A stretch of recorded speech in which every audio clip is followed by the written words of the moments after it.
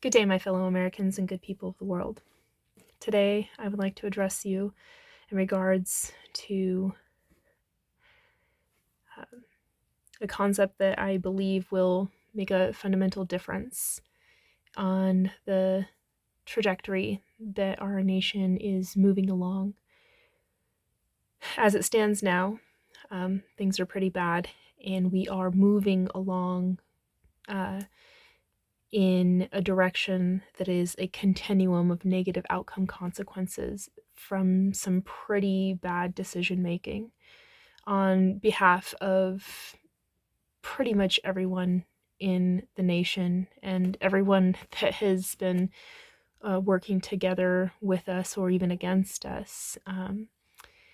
We have been set at an extreme disadvantage as a nation, and we are particularly weakened by our internal fighting or infighting that has given this opportunity for bad actors with nefarious intent to exploit those weaknesses and prey on our vulnerabilities and cause even more rifts in between us, factioning us, separating us, because it's much easier to divide and to conquer and to control and to rule people than it is to be able to administer.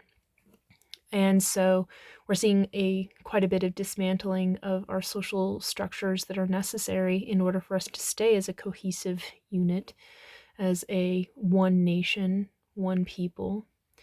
And I believe that that problem is that we don't have a shared destiny. We are moving in a direction, just kind of tumbling along down a mountain out of control. Um, and the snowball effect, where it's, very small snowball started at the top, and now it's rolling down and it's turning into quite the avalanche. And so we need to do something different in order to make sure that we are not setting ourselves up for destruction. We need to be able to diverge from this negative continuum of negative outcome consequences and emerge on a continuum that leads us in a direction where we actually want to be.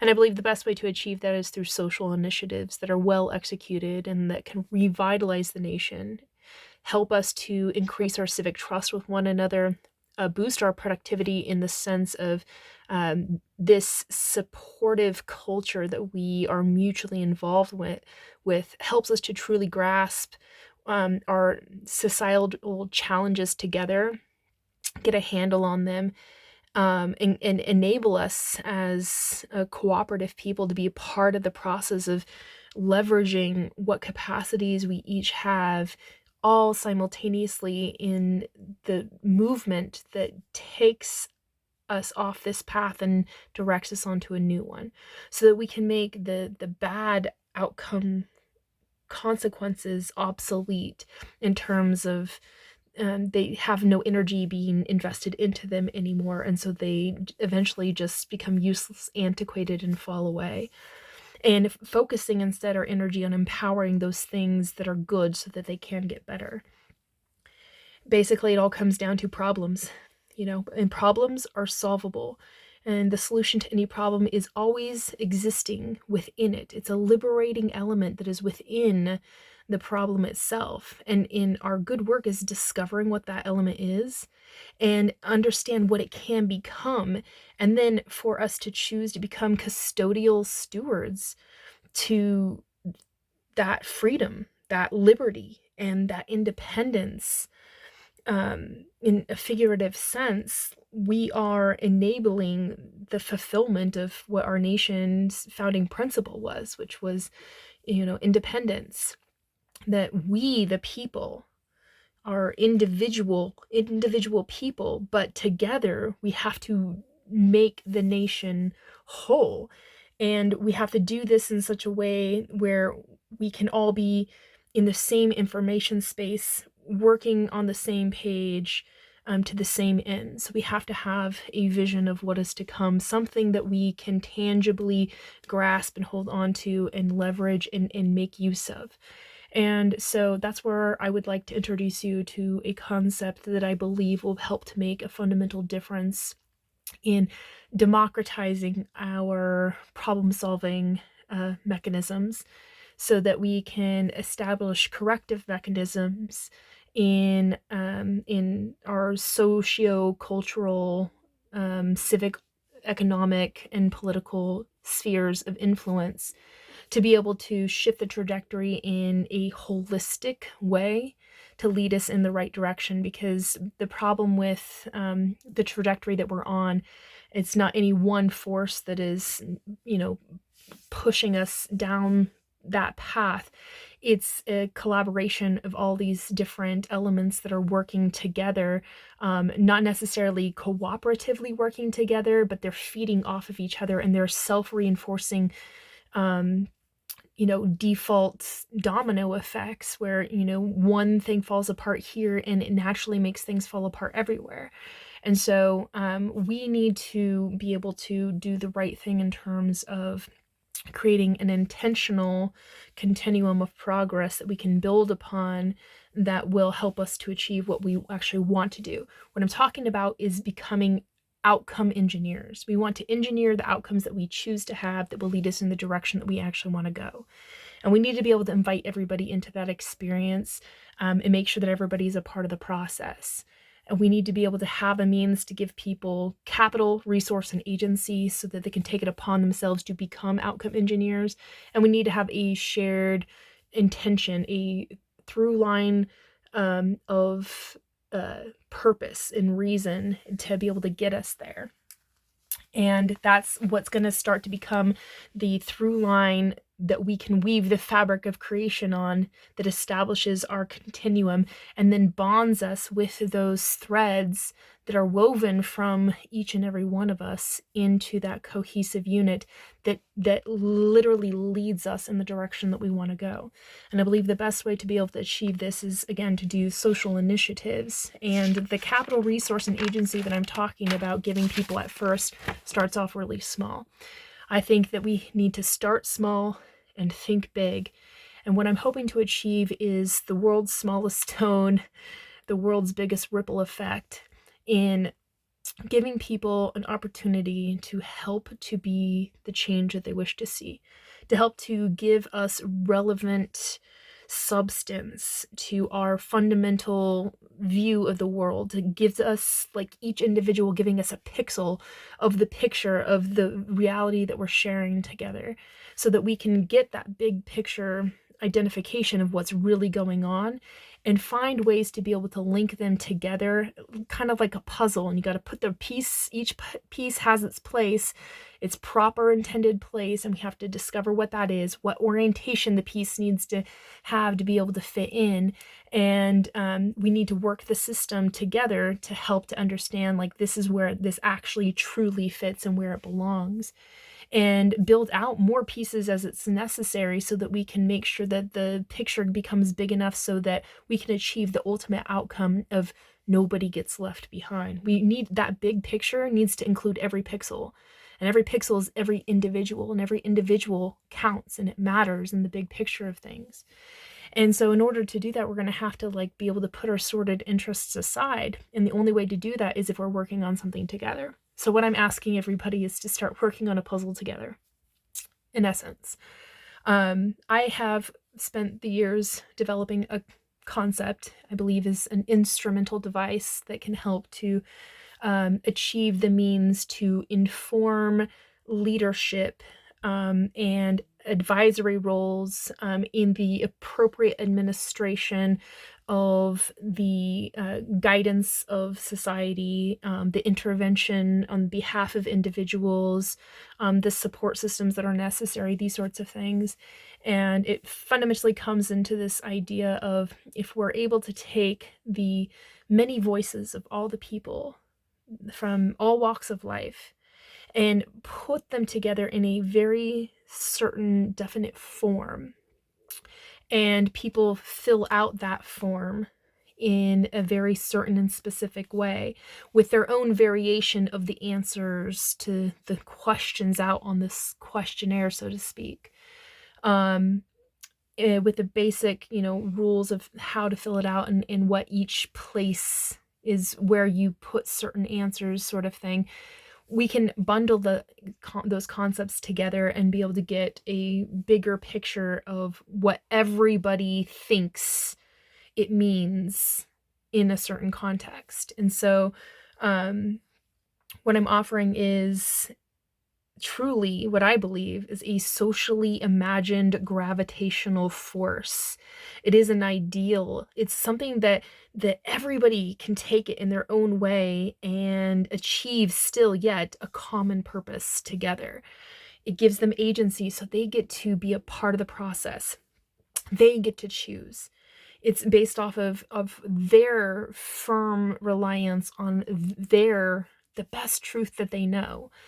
And it gives them capital, in sense of, like, you are applying yourself to this, knowing that what you fill in is going to come out on the other end with a result that we are going to compile together into something that is just right, reasonable, and fair, that actually can be accomplished. It is a viable solution that takes into consideration, all of everybody's inputs regarding these particular matters, distilling the essence down to, what is everybody really saying we're trying to get out here that is common, and then infusing that into the type of written works that can become bills that then we can employ our legislative bodies to formalize into legislative works that then can become laws,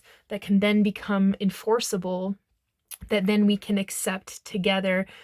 We made this law together socially, and we are distributing it together in a governing way, and then we are choosing to civically govern ourselves under the terms and conditions that we've mutually agreed upon. This is something likened to direct democracy. And so what I'm hoping is to be able to establish this template by which I can share with other people who would like to start in the process of involving themselves with something that's constructive rather than destructive in these very difficult, challenging times that we're facing in America right now. My intent is to take in these concepts and to go to work in the ways that I know how to bring a body of knowledge together and synthesize it in such a way that can come up with what I like to call the doggerel sum up. It's basically like the cliff notes of a book, but without losing the important aspects of, context and the colorful variations that exist in terms of, understanding. We have to be able to have something that is not so vague and generalized that people can't identify with it and say, like, yeah, that's really a reasonable thing in my opinion, but also not so overly colored towards one particular direction that people are like, well, that just, rubs me the wrong way. That violates my tastes and aversions, and it makes me uncomfortable. I can't get behind it, sort of thing, which I think is a lot of the reason why we have such a hard time, choosing parties in politics, is because too many times it's like policy goes into a realm of where it really doesn't necessarily belong. Government is supposed to just, intervene on behalf of the individual when it's necessary. In most cases, you have to leave the decision making ultimately up to the individual. And so you have to keep it broad and general in such a way that, people can universally apply those laws and rules to their own sense of self-governance, so that we know these are the terms and conditions of living in society. And society in general is just amassed array of these variations of personal individuality, individual independence that we have to somehow intertwine together and live, in mutual accord with one another. And the only way to do that is if we're using our governance and the laws and rulemaking that we create in such a way that helps us to, define and delineate the bounds, the just, fair, reasonable, and right bounds of civil society, and then adhere ourselves to it in a reasonable manner. And we need to feel that we're a part of that process. Government shouldn't feel like it's an infringement on our lives because it doesn't have that authority. If you look back at the Constitution, you look back at the Declaration of Independence, they literally lay out like this is the framework by which the people themselves can use to protect themselves from government infringing on them. And we have a gross perversion of that right now, where we have a lot of people in government that are using it in reverse engineering the Constitution and using it as a weapon against us, a tool to do evil against us, opposed to the instrument of righteousness that it was the original spirit of intent. So we need to be able to get back into the position of the people are the ultimate decision makers. They're the ones that have the ultimate authority. They're the ones that have the ultimate power. And that the government only has the powers that are reserved for them, and those powers are reserved to them by the people themselves. And so I want to be able to create this democratization of, what it is that we're working towards so that we can create the right types of laws and rules, help to transition out of the useless and antiquated laws and rules that no longer serve us in our current paradigm, and to make sure that we aren't giving ourselves rules and laws that prevent us from expanding further in the future. So they should have their, sunrise from necessity and their sunset from antiquations. And so we need to really understand always at all times where we are and when we are on that continuum, and what we're doing and how we can do the good work to lay the groundwork to get us to the, moving along that continuum in a progressive way that doesn't lead to stagnation, doesn't lead to, enclosing ourselves in a tight little box of conformity that prevents us from having the liberating experience of like living as free people, because that's what this is all about, right? And so we need to be able to understand where we are and when we are, who we are as a people, and what we're going to be about. And so I'd like to be able to create this template to be able to share with people, and for people to willingly involve themselves in the practice of filling this out and providing their input in regards to these certain specific things that are in an orderly fashion, so that I can synthesize that into a grand doggerel sum up that will then be able to apply into basic rules, terms, and conditions that can be applied in government, so that we can help start establishing moderation. Moderation in the appropriate mediating influence in our lives that really government is supposed to be about. And bring government down to size where it's supposed to be this mechanism by which we are mechanizing the capacity for us to live together as a cohesive unit. We need to be one people with one destiny. And our government is supposed to help us to be able to establish equilibrium, given the fact that we are all different people. And we have different tastes and aversions, but there is a common sincerity, a common respect in every human being. And if we can just align ourselves on those common intentions, then we can move forward in a way that is actually progressive. And then we no longer have to worry about wasting our time, effort, and energy infighting with one another, because we have something we can literally invest our energy into that is constructive, that is working together. And it doesn't matter what party you align with, what personal beliefs you hold, how you want to show up in the world and express yourself. Fundamentally, it comes into the realm of if we have a more direct democracy, then the people themselves are the governing force in society.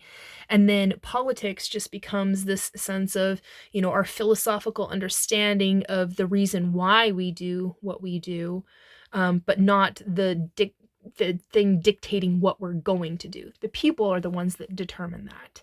And that the people themselves are not using politics to make those decisions. They're basing it off of their life story, what they need in order to live a way of life that is consistent, internally consistent, externally consistent, so it adheres to, social civic virtues and values and laws and rules.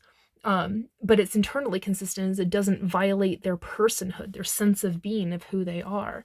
And it answers the question of what needs to be done next in order to help them to improve their life in whatever area of interest is necessary so that they can achieve living the good life. And to get to that point and to be on a continuum of that constantly, and to become stewards of that way of life, and to extend that type of freedom to yourself and to others. And that's really what we should be focusing on and what we should be working on, instead of, pointing fingers at each other and telling who's wrong, who's right. I don't care about the political left or the political right. I don't care about the Democratic Party or the Republican Party. I care about the responsible party. I care about who's going to take the necessary action right now to do what we need to get done and to set things right. And you're not going to get that by trying to be an opposing force against an opposing force. You have to find the crucial element that can be that socialized, imagined gravitational force that just naturally leads in the direction towards where we want to go, which is what we automatically sense within ourselves, is our sense of well-being. I want to live in a state of well-being. I want to live the good life. I want that for my children. I want that for my family. I want that for my friends. I want that for my neighbors, because when I know that they're living well, I don't have to worry and concern about them. And then guess what? When I don't have to worry and concern about them or myself, I can take risks for higher things. And then, wow, we got a wonderful world to be able to discover out there when I'm not so busy focusing on, dealing with everyday, kitchen table issues, because those are innovated out. It's taken care of. We've done what was necessary to secure our survival. And now what is it going to take in order for me to evolve my heart, my mind, and my human experience to see what we can achieve going beyond that, And that is the trajectory that we need to set ourselves on, and it's not really hard. When you remove all the terrible things that are happening in society, because there are a lot of terrible things, basically all we're looking at here is a problem.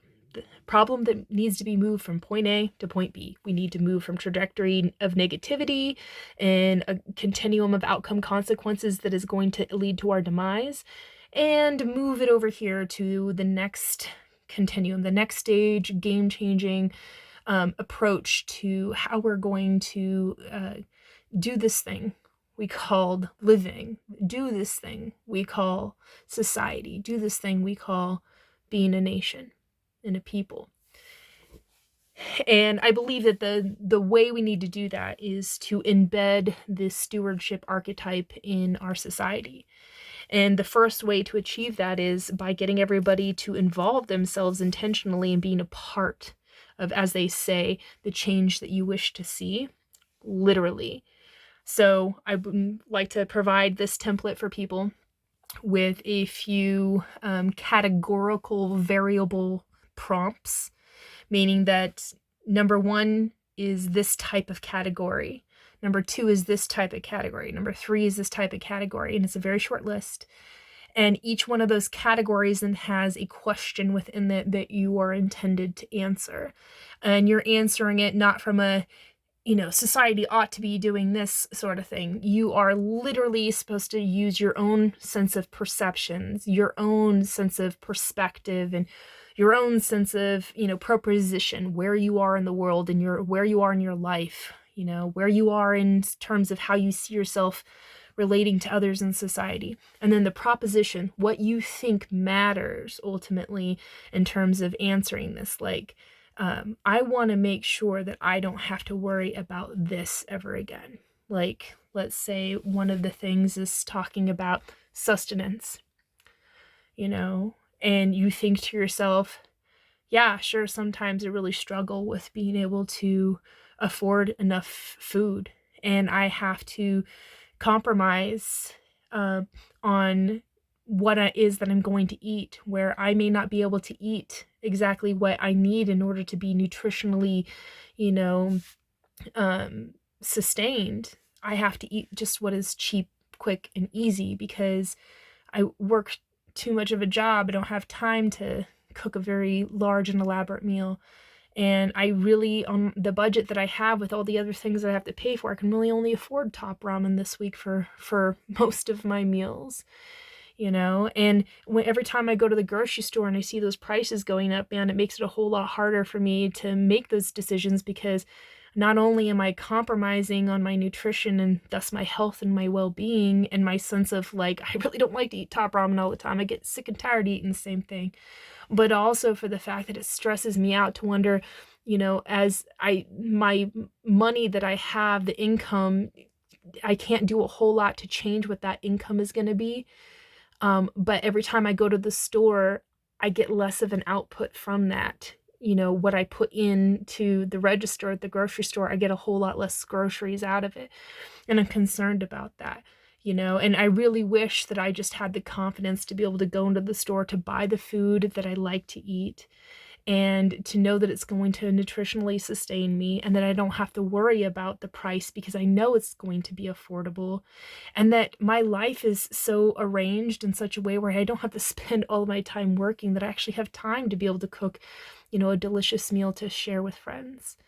And so that's the type of thinking that you have to have when you apply yourself to answering these questions, is really like, who am I in the context of this like actual social problem, this social challenge that we all face? And what about it that hurts me the most? And what about it that I think would help to make a difference for me? And then take into account your children, your siblings, your parents, your grandparents, anybody who you're a caregiver for, your neighbors and these sorts of things. Take them into consideration as well and think like, wow, I do know that there's this lady that lives down the road who struggles with making enough food to eat. And, sometimes I make extra food for my family and then I bring her a plate, spend a little time visiting with her, and I know that she's getting fed because I know that she doesn't have enough money to do it in physical capacity. She just can't cook those types of meals for herself anymore because, she's elderly or disabled or something.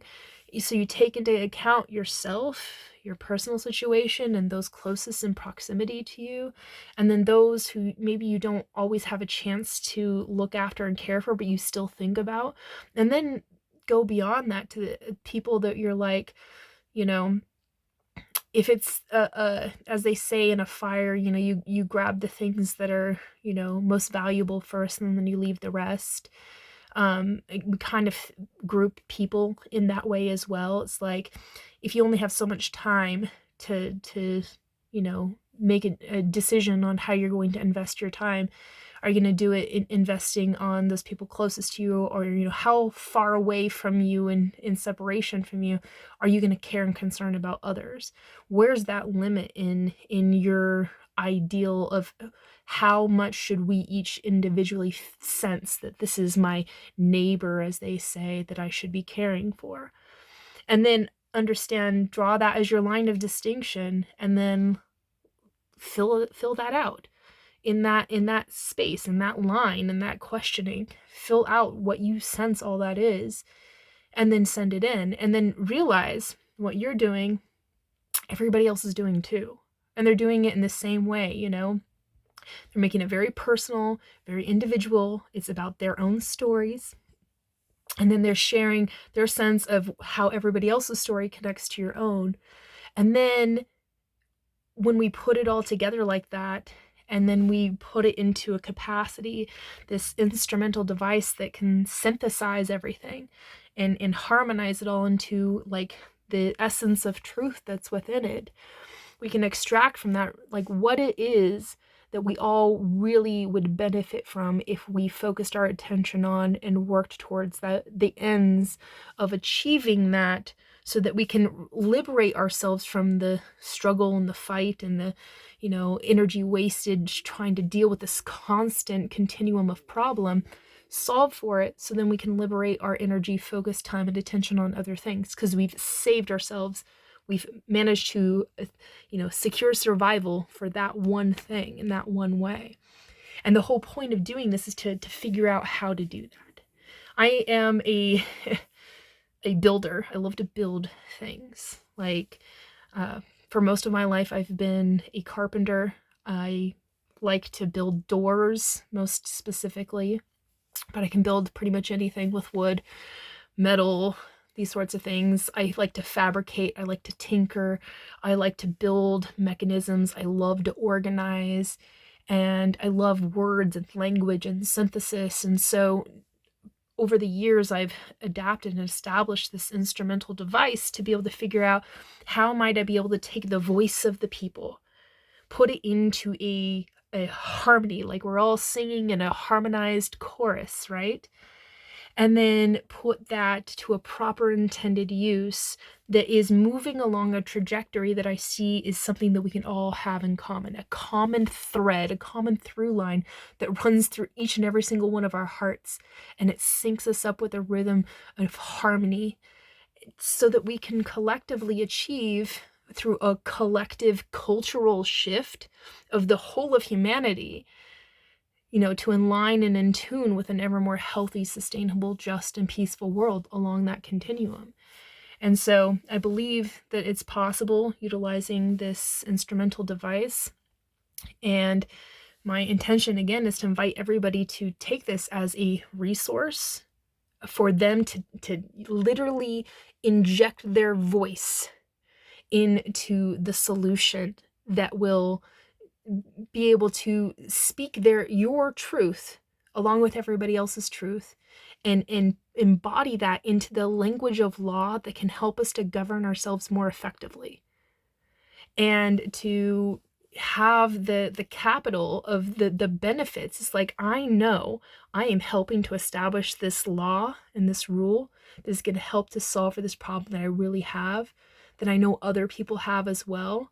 And we're going to do it in a way that's going to be, malleable, adaptable, mobile, efficient, resilient, sustainable.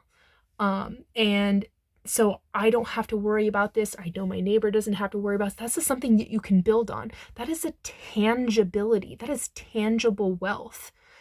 It's not dollars and cents, certainly, but it makes sense. And it gives you something that you cannot get from any other source. It's the concept of, like I was saying, about going to the grocery store, and what's the saying that says, you give a man a fish, he eats for a day. You teach a man to fish, he eats for a lifetime. Or the concept of, if I give you $1, now you have $1 and I don't have $1, But if I give you an idea, now we're sharing that idea together. And so ideals, and we're working on an ideal together and formulating that together, we'll be able to achieve what we could distinguish as a true democracy, right?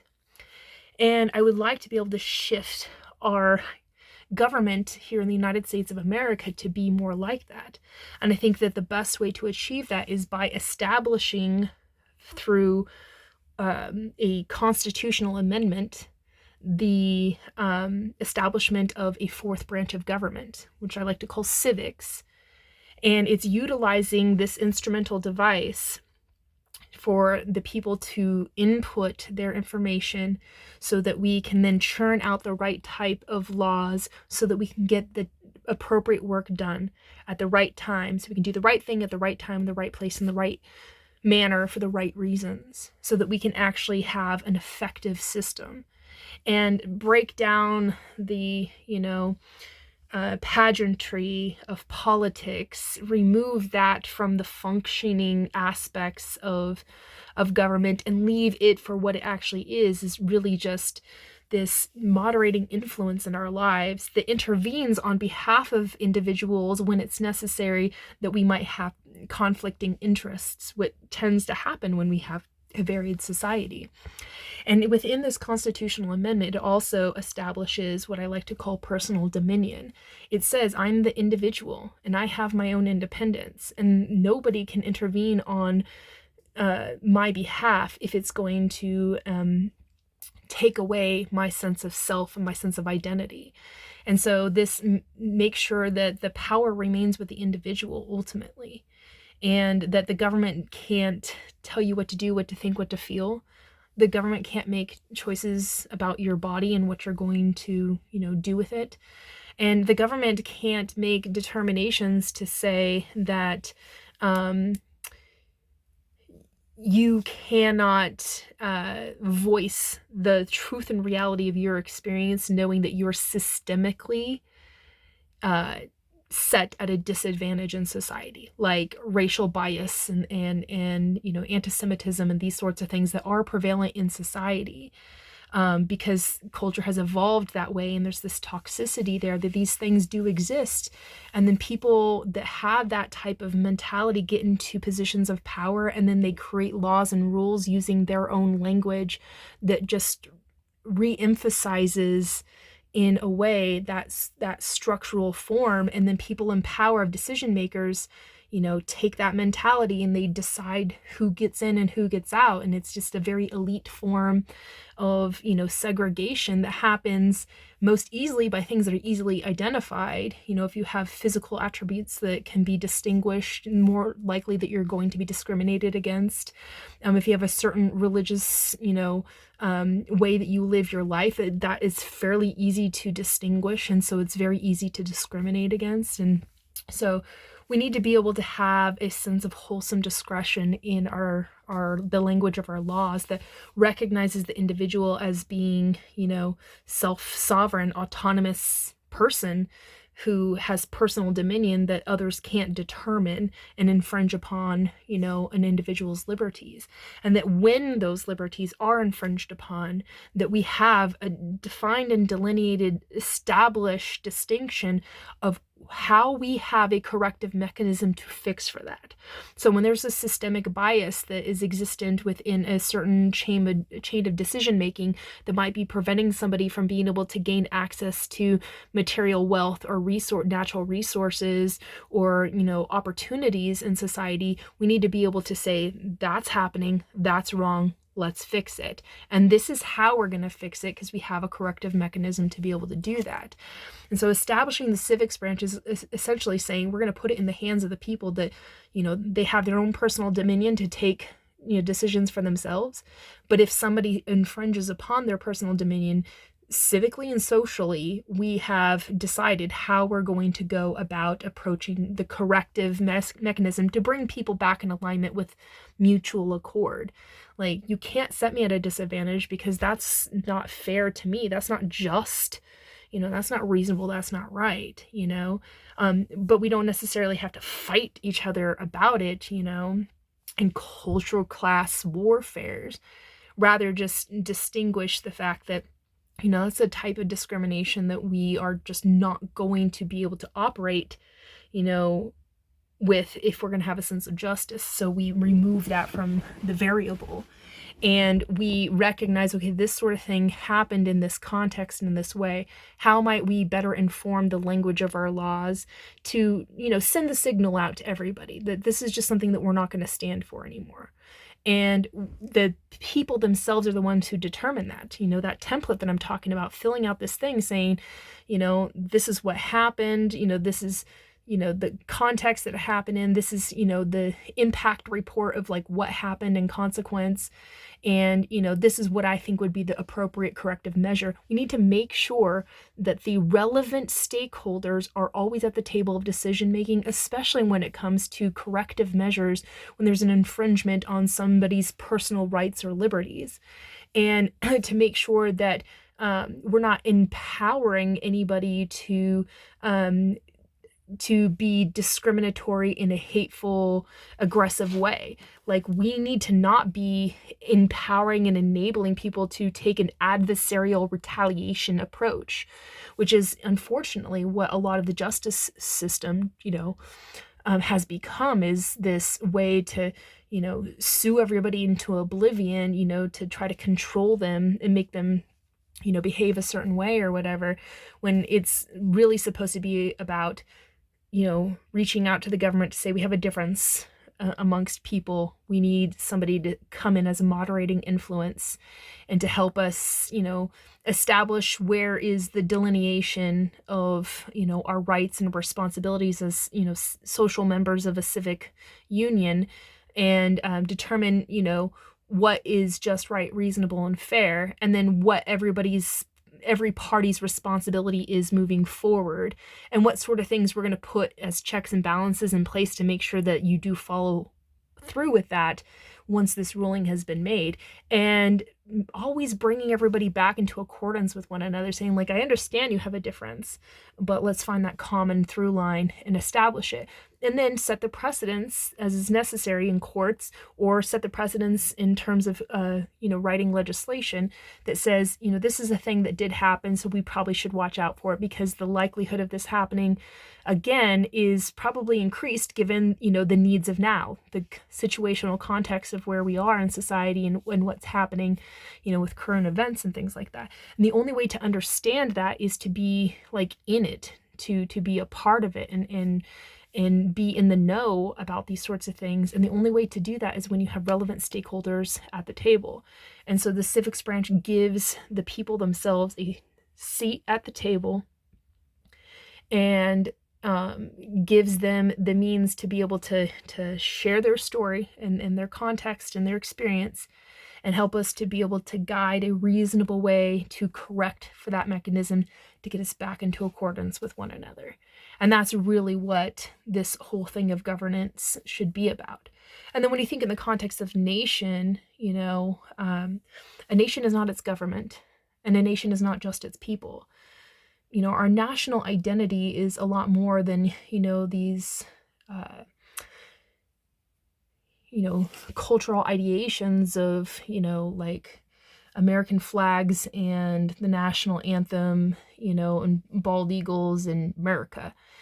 We're much more than that. We are an embodiment of a way of life that we are supposed to all understand is internally consistent within every American. Your sense of who you are as an American, or who you are as a person who immigrates here to America, or a sense of who you are as an ally to America. You have to be able to know what that means and what that stands for. And right now, it's a shaky image. What I'm talking about is achieving the sense of ideals. An ideal that can be taken on by anyone. I want to be able to embed this stewardship archetype into the identity of the American identity, because I want us to be able to relate on that, that common thread, and for us to realize we're a nation of stewards. And what we're doing is we are provisioning, society with the means for us to make America work for 100% of the people here, without ecological offense and without the disadvantage of anyone, so that nobody gets left behind. And we're stewarding a way to be able to make that work. And by creating a civics branch of government, we're giving everybody the power, the agency, the capital, and the resource to become stewards. And then we are taking upon ourselves the mutual responsibility that we're trying to build out a continuum of an ever more healthy, sustainable, just, and peaceful world together. And how do we achieve that? Well, we know that we have a few tools to use, a few instrumental devices that we can use to help us to stay in alignment and attunement with that. And this framework is one of those ways to be able to achieve that. And that ideal, the stewardship ideal, how I imagine it, I like to describe it in this way. There is a statue. I love statues. And there's this beautiful statue. It's my favorite statue of all time, that is outside a vital statistics office. And it's called Ideals. And essentially, it looks like a large sheet, like a blanket sheet, draped over a figure that appears to be a feminine female figure. and it's standing poised with grace, and it's has its arm out pointing in a very certain definite direction, looking out in the same direction as it's pointing. But when you look closely at it, there's not a person there. It's hollow. The draping over the top of it is the only thing that gives it its form. The internal part of it is open. It's wide open for interpretation. The form that is distinguished only by this draping of this sheet over the top of it gives you the distinction that there's something there. But what is it? What does that form stand for? It's what we hope it to be, what we intend it to be, what it can become, and what it will remain to be, because we have that image in our mind. We know what it stands for. It's symbolic. It's referential. It is identifiable, and it's something that everybody can relate to. Although in this sense it is a female form, it's a human being. It is a person, just like you're a person, and so you can see yourself in that image, and that, I think, is what the ideal that I'm talking about here. This this imagined, socially imagined gravitational force to lead us in a direction, on a trajectory together that's a healthy continuum of good outcomes that we actually want to achieve and we actually want to experience. And engineering that together, we are the embodiment of that ideal, and we're living it out. And that's what that stewardship archetype is really about. And so this template, this artifice, I think it gives us an opportunity to be able to work together collaboratively, because right now there's a lot of destruction and disorder, and I see a lot of people going out and protesting angrily at who they think is at fault or to blame for what's happening, and a lot of really terrible infighting amongst people, and it really hurts my heart, some of the things I feel myself getting pulled up in it or whatever and carried away by it, because it's it is so emotionally charged, and it's so easy to get carried away because it's you are outraged. This is not the way things are supposed to happen, and you feel compelled to act, and so you do the only thing that you know how to do, which is just act out like a rebellion. And I want to harness that infectious rebellion and put it to a proper intended use. Activism is only effective if your intentions can be converted into true outcomes. You need to be able to have something that is a definite outcome. And while it is great to go out in protest, and it is, as long as it's non-violent, non-aggressive, non-adversarial, I don't like destruction, but go out and speak against the things that you don't like, but focus most of your energy on saving and protecting the things that you love, building the things that are going to help to protect the things that you love. And what I'm offering is, instead of you going out and holding up a sign, which may or may not make a difference, may or may not see any sort of needle move, and what needle is really even measuring that, really? Other than, social media posts that say this is what's happening, and then, ups and downs in a market that tells you whether or not, today was a good day in the stocks or not. Those things don't really measure what is real in terms of the outcome tangibilities that we can build upon. If you're going to invest your time, effort, and energy in something, be it about something that that if I do this, and there's a pretty straightforward way that I can do this. I know what I got to do. I know how to show up. I know how to be involved, and I know what I'm going to get out of it. In investing in that, you're being constructive instead of destructive. You're not being aimless, you're being cultured, and you're able to take that cultural context, and you're able to make it into what is actually truly consequential in the ways that you want it to be. Let's take, for instance, uh, you know, uh, going out and protesting a particular business in hopes you're going to drop their stock, like, is that really what matters to you? Is it really important for you to have that adversarial retaliation approach because you want them to hurt because they're hurting you?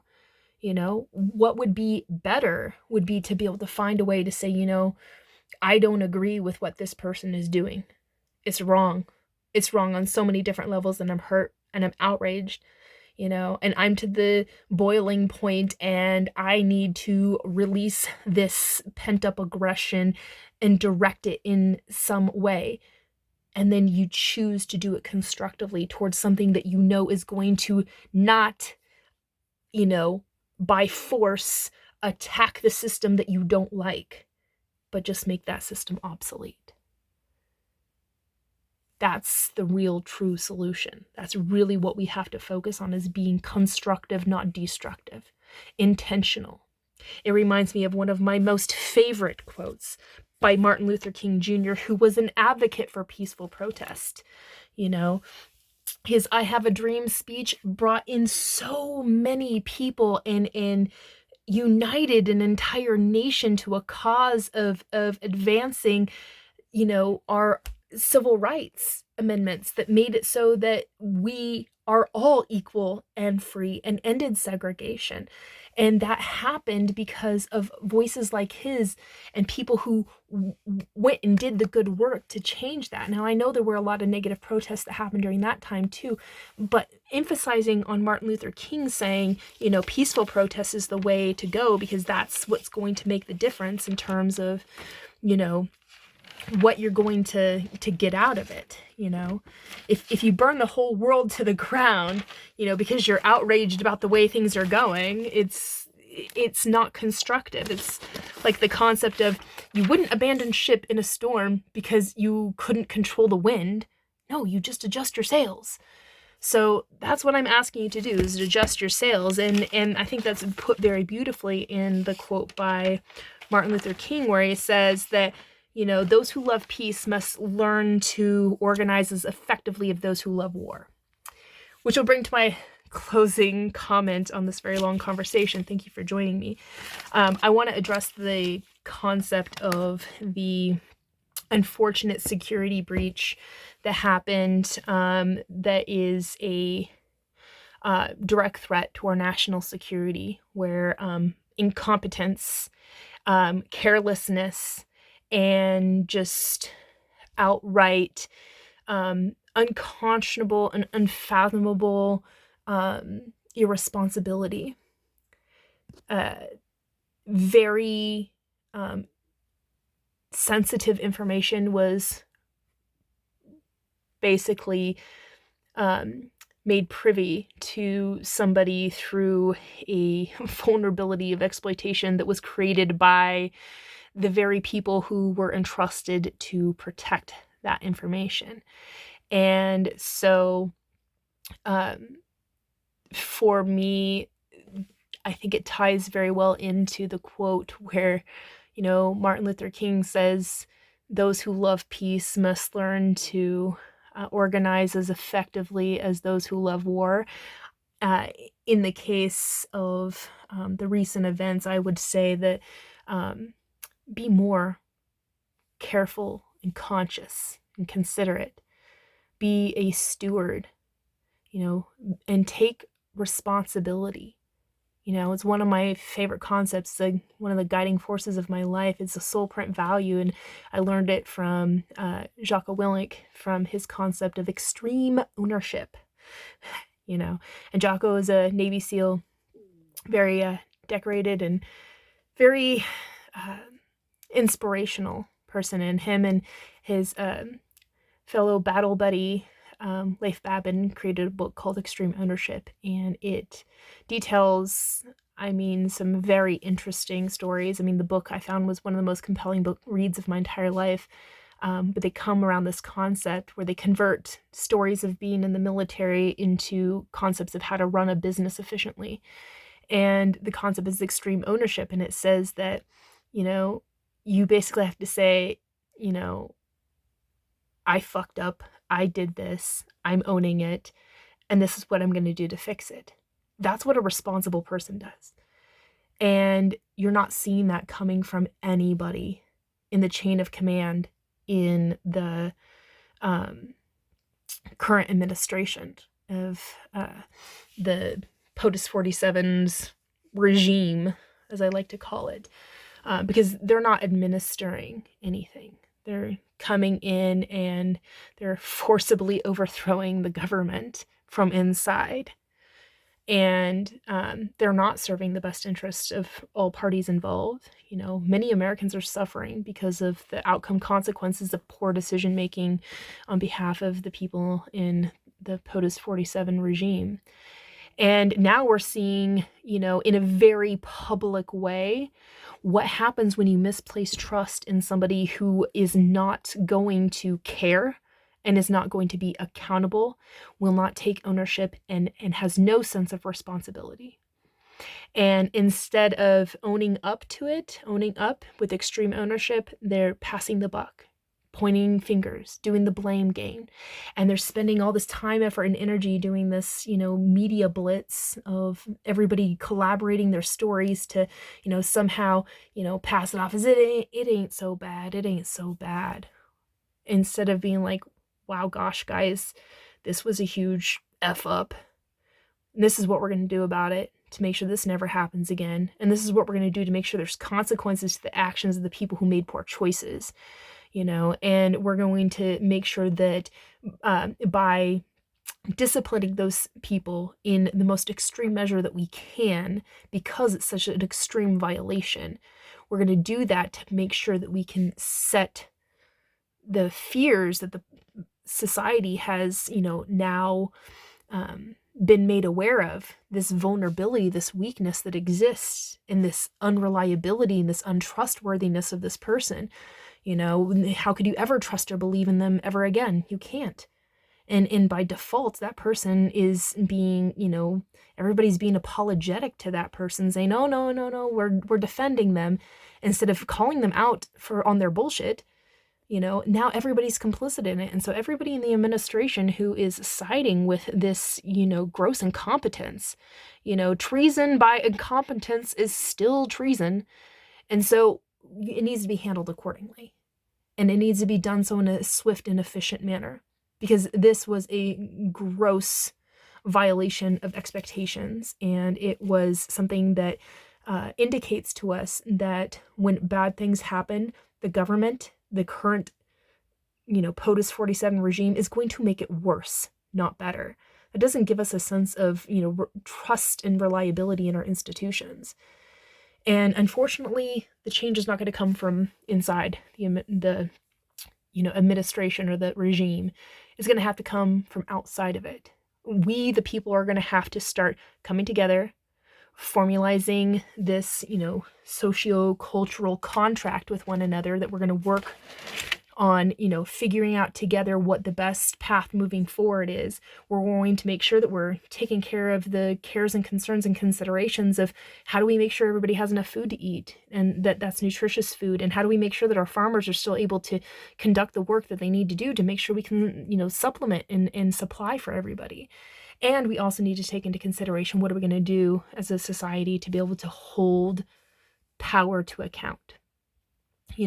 How can we not only speak truth to power, but hold them to the meridian of truth, and hold them accountable when they are not in alignment with the truth, and to make sure that there's consequences to their actions, that we can discipline them. There's a corrective mechanism, anti-corruption mechanism, that we, the people, are the ones who determine this needs to be enacted and this needs to be enforced. And then the appropriate state actors can come in and enforce that. And so that's really what having, a fourth branch of government, civics, is all about, is empowering individuals to have that capacity. And by working together to be able to, use this instrumental device to write down, this is what I think we should be doing in this case. This is how it applies to me from my life experience. This is how I consider other people, sharing in this type of experience as well. And then synthesizing that into a way that we can work into our embodiments of Congress, help to get people that are on board with that concept, get them into positions of decision making at every level of society. It's like you have your marching orders, you know that we are taking the voice of the people straight to the top. And we're going to fill, every available seat of decision making that is possible with people who are listening to the voice of the people and bringing the voice of the people with them to make sure that the people are the ones who are making the decisions and that individuals are just representing the voice of the people. And then they're making decisions on behalf of the people based off of what they understand that the people have told them. This is what we want. This is what we need. This is what would work best. These are the solutions that I know I can work out. If you just, empower me with capital, agency, and resource, man, I could get this done for you. So we empower the individuals that are capable to solve for these sorts of things, and then get everybody working together in these social initiatives that can be well executed so that we can work on changing things, for the better. And eventually get to the point where this can be the model representative as to justify why every single person that is in the POTUS 47 regime should be voted out of their positions, because they're not going to be on board with this. If they too choose to become on board and they're held to account that this is, a mutualities, this is for mutual interests, mutual respects, mutual securities, mutual protections, mutual benefits, mutual understandings, all of these things, you're more than welcome to join us in on this. But you're not going to be able to bring your selfishness in here and try to exploit the situation for personal gains and benefits, because this is all about making sure that we're democratizing our decision making and democratizing our government in a direct way.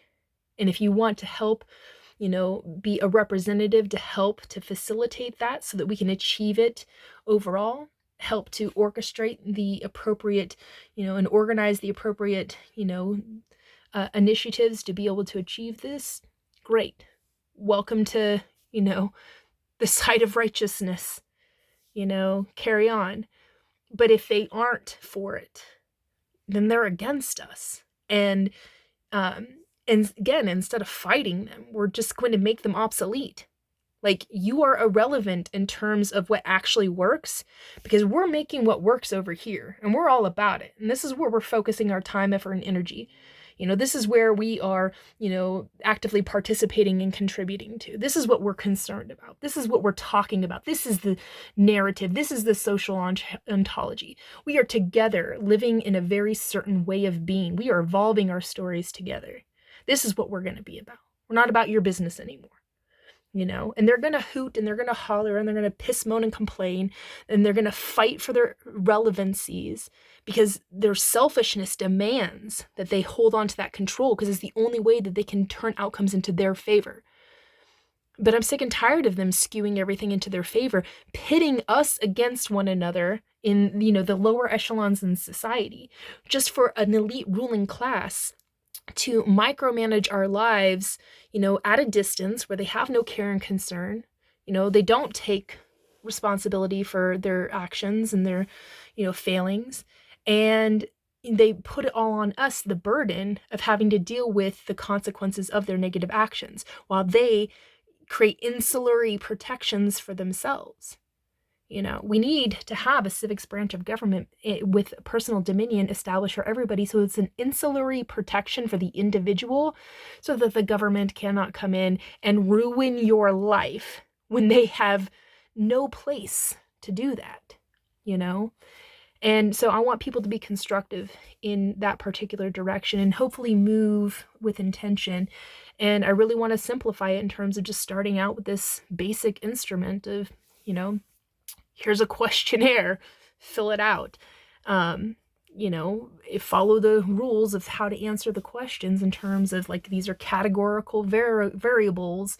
Number 1 stands for this, number 2 stands for that. Fill it out in that very certain specific way. And then I'll be able to take it in and synthesize it to work towards the ends of what I've been working on for, my entire life, is to be able to find a way to establish welfaring stewardship in the world, to establish that continuum of an ever more healthy, sustainable, just, and peaceful world, and to establish a socio-cultural shift into alignment with that, and in such a way that it makes sure that the world, starting with America, works for everybody here, and to make sure that nobody is going to be set at a disadvantage because of it, and that nobody gets left behind, and that we're not doing things that are going to be destroying the earth that we all fundamentally depend upon.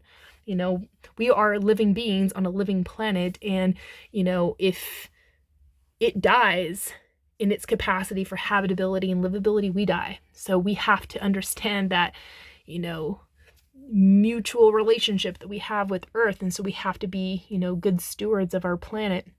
We have to be good stewards of humanity and of society and civilization and of our communities.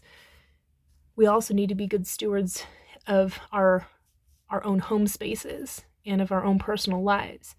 And I think that by establishing, you know, the civics branch of government and personal dominion, it really puts it in the minds and the hearts of people. Like, you know, what is the Invictus poem? You know, I am the captain of my soul. I am the one. It doesn't matter what happens in the world. I'm the one making the decisions here. I'm the one at the helm. I'm the one determining, you know, where I'm going to go and what I'm going to do and what it's going to be about, you know, and to each their own. Everybody gets that choice. That's what we should really be about, and we should be enabling ourselves to live in such a way. That's what is real freedom. That is what is real liberty, you know. We talk about liberty and justice for all. That's just, fair, reasonable, right.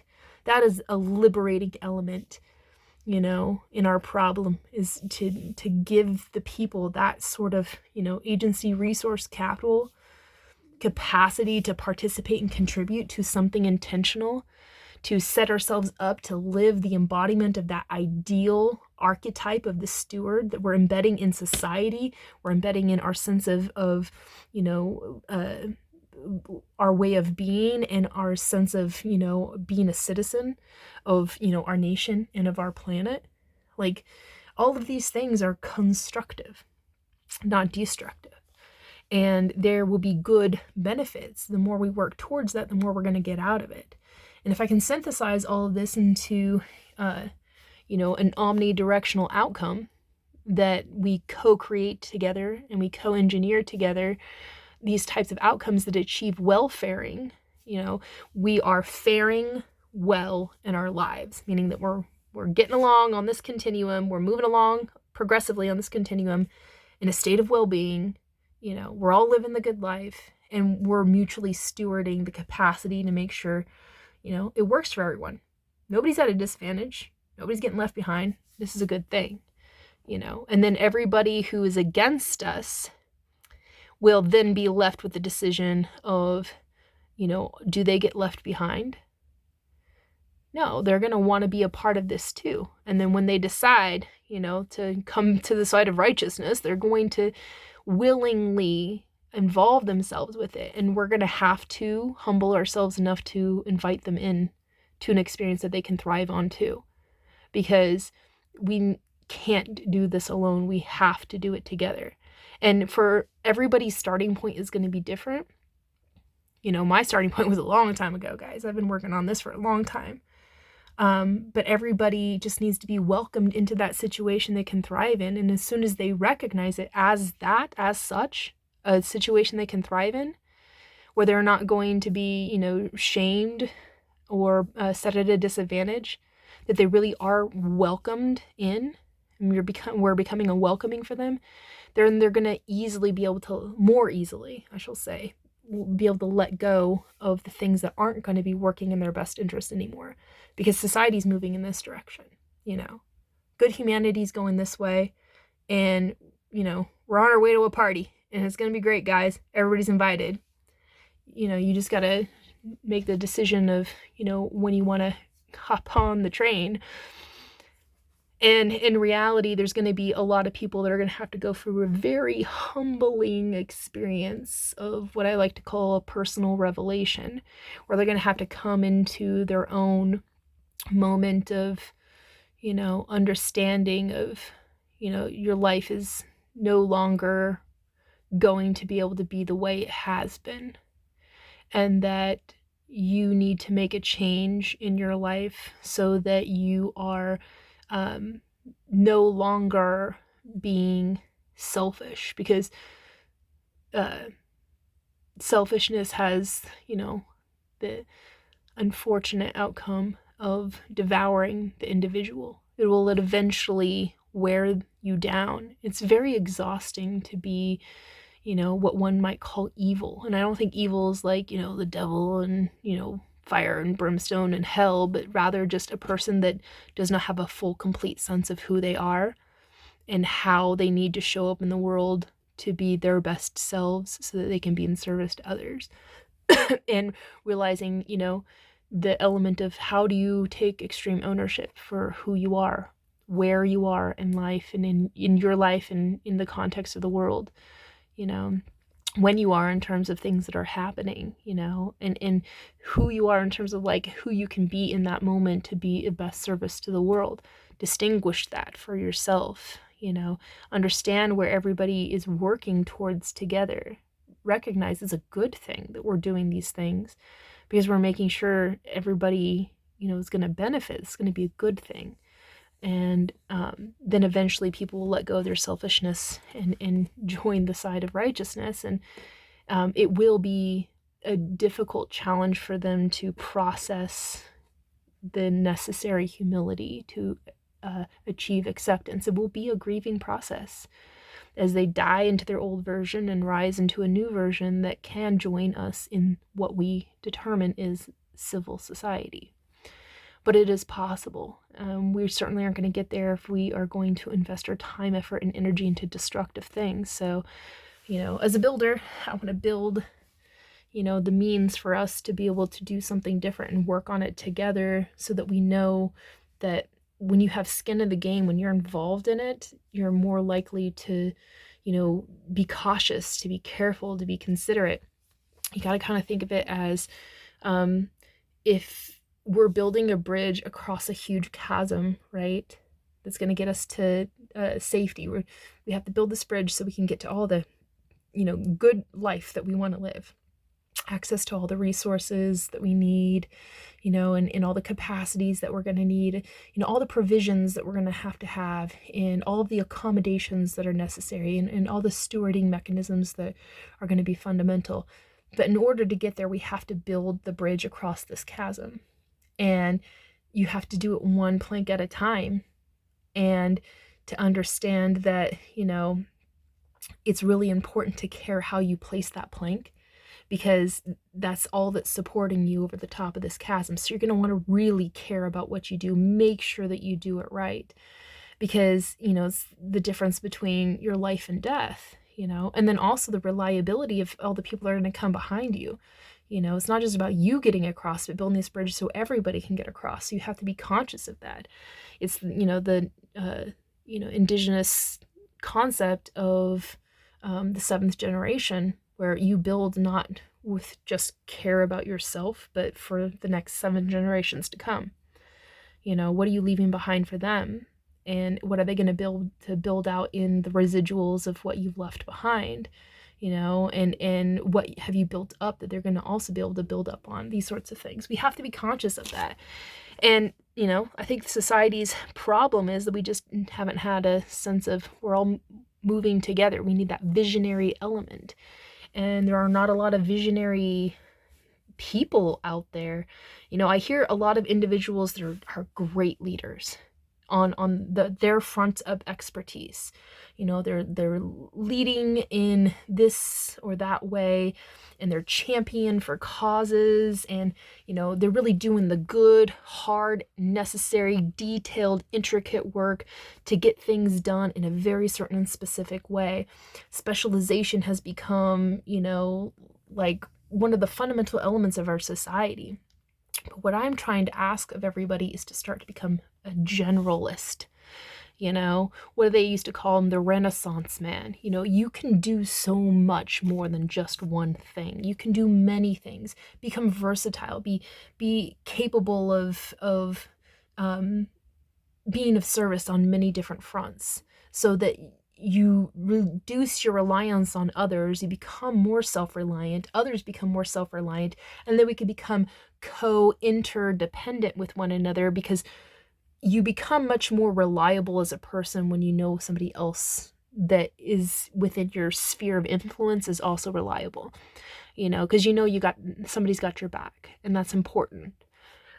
So coming into that sort of situation is like, lead by whatever front you can individually, but really make sure that you're leading by every front that is possible, and that you find the type of person to like express what we should be doing in the broad and general sense, somebody who can paint the bigger picture of what's happening here, and to let that bigger picture be like the combination of these little individual pixels, every individual input, every single individual piece of the puzzle that we are building out and putting together, and somebody to be able to interpret that and to relay that information to everyone and say, this is how well we're doing on progress, everyone. This is what we've been about. This is where we're going. This is what we're doing. These are a couple snags we've hit here and there, really wish this would have had a different outcome. It wasn't ideal, but that's what happens. You can't control the universe. All you can do, you can't predict the future. All you can do is just anticipate outcomes in, various variables in a scenario universe. So like next time, we'll learn from our past mistakes, make better decisions moving forward, and see where we can go from there. That's all we really can do. But that's the type of leadership we should be looking towards in the broad and general sense. I don't think that anybody should be listening to someone. I don't care what their title of position is, or what sort of buttons of control they have to push to make things happen. If they are spewing lies and hate and vitriol and turning you against your family and your neighbors, and to make you think of other human beings as lesser human beings, and creating a ruling class of elites that are going to assume all the control and power, and leave everybody without any means to, have capacity for decision making themselves, which is exactly what the POTUS 47 regime is doing. You don't listen to people like that. They are not leading you or guiding you in any direction that is worthwhile to go. And things aren't so great right now. They are only going to get worse because they have no plan to make things better. They have a plan to concentrate control and power, and then what are you going to do about it? They hold, as they say, all the cards. What are you going to be able to do about it? Your, activism, and you're going and dissenting, and, you're protesting and things like that. They're already working on trying to whittle away your right to be able to do that. Soon that's going to be gone. Then what are you going to do? You're going to have no path of recourse. You're going to be imprisoned. You're going to be enslaved to a system they've rigged forever out of your favor. And I'm not okay with that outcome. I want to empower people. I want to give everybody a sense of, when things go wrong, don't go wrong with them. Go right. Do the right thing at the right time, for the right reasons, in the right way. And if you don't know exactly what that is, then turn to those people who can give you the guidance to say, this is what we're going to be about. This is what we're going to work on together to make these changes. We see that they're taking away, our rights. Well, this is how we're going to establish them and defend them. They're going to take away our collective, resource, our shared capital and agency, and terms of our social welfare and support systems. No, we're going to reinforce them instead. We're going to make the government accountable to make sure that they are not standing in the way of those sorts of things being, provisioned for society, because they are fundamental. They are what helps to, keep this thing working so nobody gets left behind. They're imperfect systems, but you don't dismantle them and expect that, you're going to start over from scratch and that's going to be the solution. We have a really good framework here in America. It has led us to almost 250 years of more or less success, and I hate to see it all thrown away by a bunch of people that think that you can just go in with a wrecking ball, destroy everything of value, and then just rebuild it back up in your image, because in your mind you have an idea like, this will all work best if I'm just the one that has the control over everything. Always be very skeptical about anybody that says they want to run the whole show. Look to the leaders who want to empower the people, give the power back to the people. A true representative is somebody that says, I'm here on behalf of the American people. And, I'm here on behalf of those people that I'm serving. And so, I hope that it's somehow, in this length of time of talking, been inspirational to you to want to consider what I've said and potentially involve yourself with, this new trajectory. And hopefully out of that, together, we can co-create something really extraordinary that will help to, save the day, so to speak. And with that, I am really grateful for your valuable time, attention, and consideration. Until next time, be well.